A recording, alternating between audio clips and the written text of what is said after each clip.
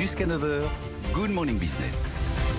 Et à 7h45, l'homme qui fait l'événement aujourd'hui avec le gouverneur, bien entendu, c'est le chef économiste de la Banque de France, Olivier Garnier. Merci d'être avec nous ce matin. Bonjour. Parce qu'on ne parle que de vous, évidemment, et de vos prévisions de croissance pour 2020 et 2021, et de votre optimisme, Olivier Garnier. Moins 8,7% en 2020, plus 7,4% de croissance en 2021. Vous vous souvenez que dans le monde d'avant, on commentait des plus 0,1 et des moins 0,1, Olivier Garnier, et que maintenant on en est à commenter des moins 8 et des plus 7. Alors effectivement, je crois que dans nos prévisions là, qu'on a présentées hier, il y a à la fois un message d'optimisme et puis un message de prudence. Bon, le message d'optimisme, c'est le constat d'ailleurs fait par les entreprises, puisque chaque mois on interroge 8500 entreprises, c'est que le rebond de l'activité que l'on a depuis la fin du confinement est plus prononcé que ce qu'on attendait et que ce qu'attendaient les chefs d'entreprise. C'est les chefs d'entreprise qui nous le disent, et ce qui fait tout à l'heure, je vous entendais, vous parliez de ma métaphore de l'escalier, c'est vrai qu'au plus bas on était à l'étage moins 32, là on est revenu en août, selon notre estimation, à moins 5. Donc on a fait 27 étages en 5 mois à peu près. Comment vous expliquez que ça est un peu mieux que prévu? Qu'est-ce qui a fait que l'économie a rebondi de cette manière? Ce qui fait d'abord que l'économie a rebondi, c'est qu'il y a eu les politiques économiques de soutien, aussi bien sur le plan monétaire, avec des injections de liquidités qui font que le système n'a pas été asphyxié. Les entreprises ont pu avoir de la trésorerie, c'est le cas avec aussi le PGE.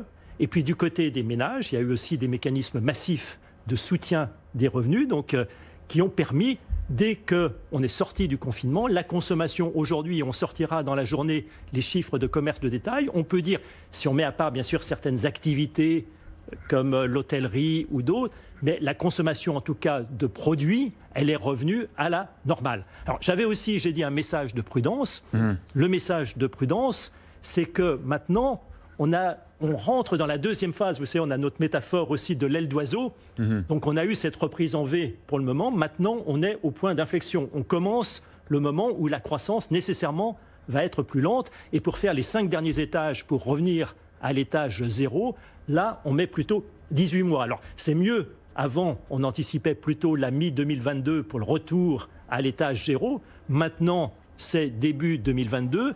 Mais ça veut quand même dire qu'on va mettre 18 mois pour faire ce chemin-là sur des rythmes de croissance. Le 7,4% qu'on affiche pour 2021, il est essentiellement acquis par le fait qu'on a remonté plus vite les 27 premiers étages.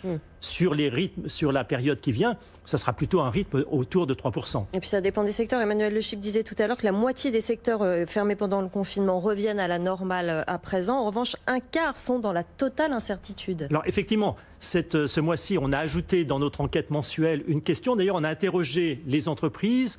La question était, quand est-ce que vous prévoyez de revenir à la normale?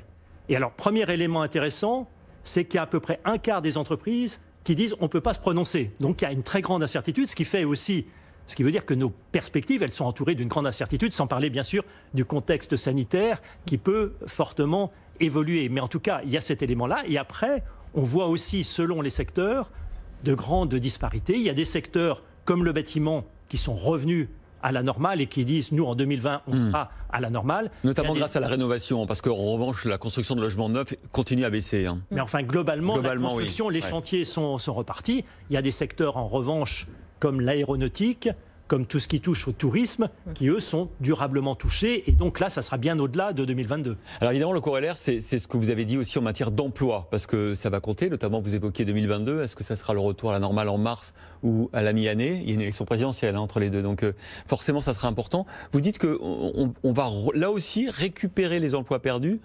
À partir de quand? Alors d'abord, la baisse de l'emploi, elle n'est pas terminée. Non, c'est moins 800 000. Premier élément, on attend de l'ordre de 800 000 de pertes d'emploi et qui vont continuer au-delà de la fin de l'année 2020. Donc pendant aussi le premier semestre de 2021, il y aura encore des pertes d'emploi. Donc ça, premier élément, l'emploi. Les mécanismes de type chômage partiel ont retardé certains ajustements de l'emploi. En plus, l'emploi s'ajuste toujours avec retard à l'activité. Donc les pertes d'emploi ne sont pas terminées. Alors après, effectivement, si l'activité repart comme on s'y attend, dans ce cas-là, on attend un rebond de l'ordre de 700 000, mais sur 2 ans cette fois-ci.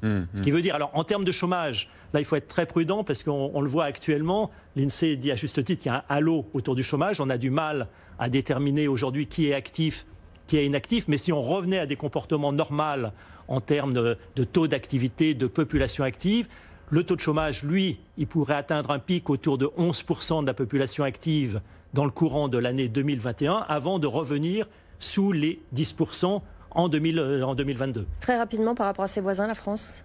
La France a davantage baissé pendant le choc du confinement, tout simplement parce que nos mesures de confinement étaient plus contraignantes que dans d'autres pays, parce que aussi nous sommes dépendants de secteurs comme le tourisme.